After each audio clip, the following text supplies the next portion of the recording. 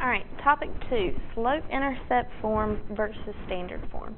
So with these, we're really looking at the equations of linear functions. So number 6 says write a linear equation with slope of 1 and a y-intercept of -7. So something to help you remember, slope-intercept, I'm going to write here, is y equals mx plus b. Remember, m represents my slope, and b represents my y-intercept.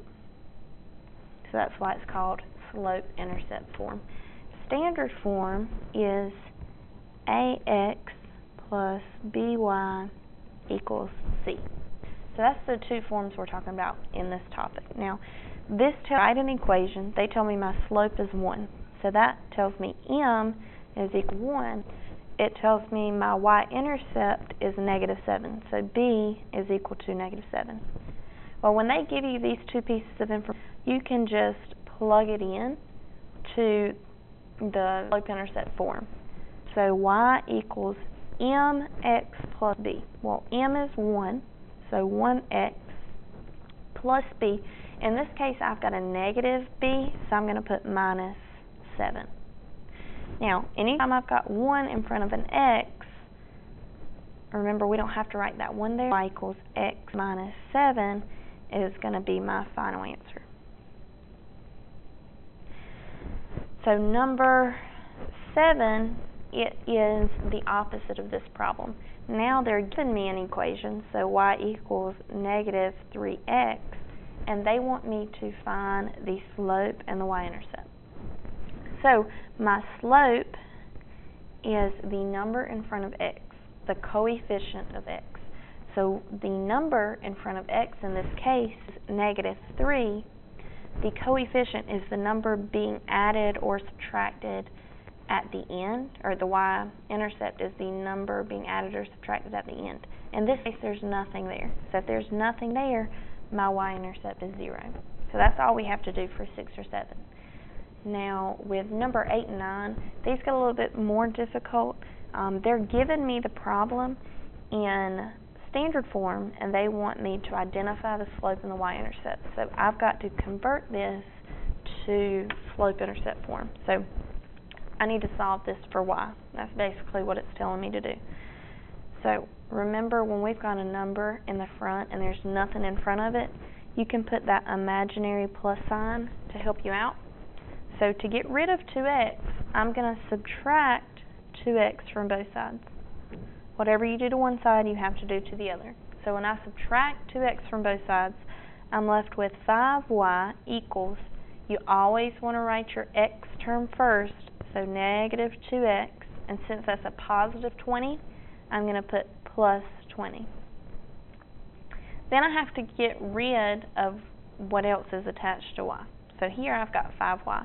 Since they're being multiplied, I'm going to divide both sides by 5. These cancel, so I'm left with y equals. Remember, you want to divide each of these terms by your denominator. So -2 divided by 5. If it can't simplify any, just leave it as a fraction. So -2, and I'm running out of space, I apologize.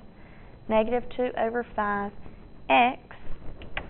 Then we do the same thing with that second term. 20 divided by 5 is going to give me a positive 4.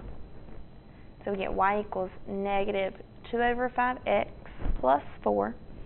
And then they're telling me to find the slope and y-intercept. So my slope is the number in front of x, the coefficient of x. So the coefficient of x in this case is -2 over 5.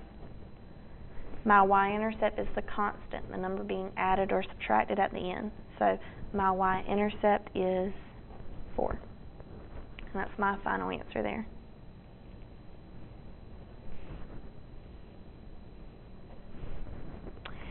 And number 9, it says identify the slope and y-intercept of the equation x minus 2y equals 2.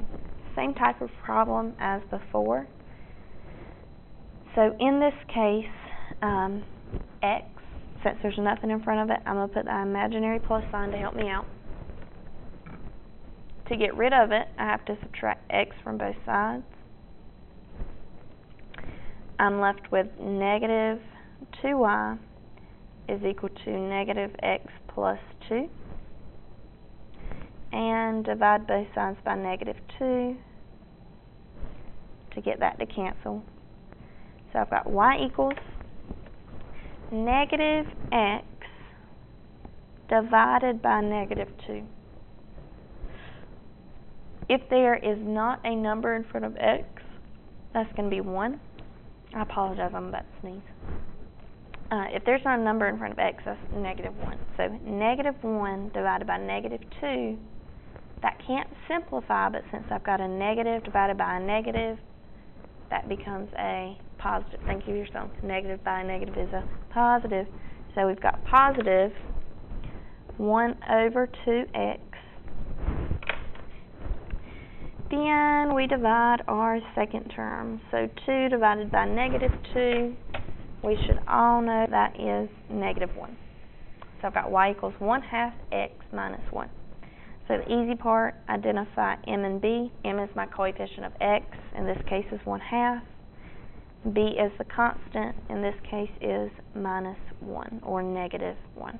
So that is all for topic 2.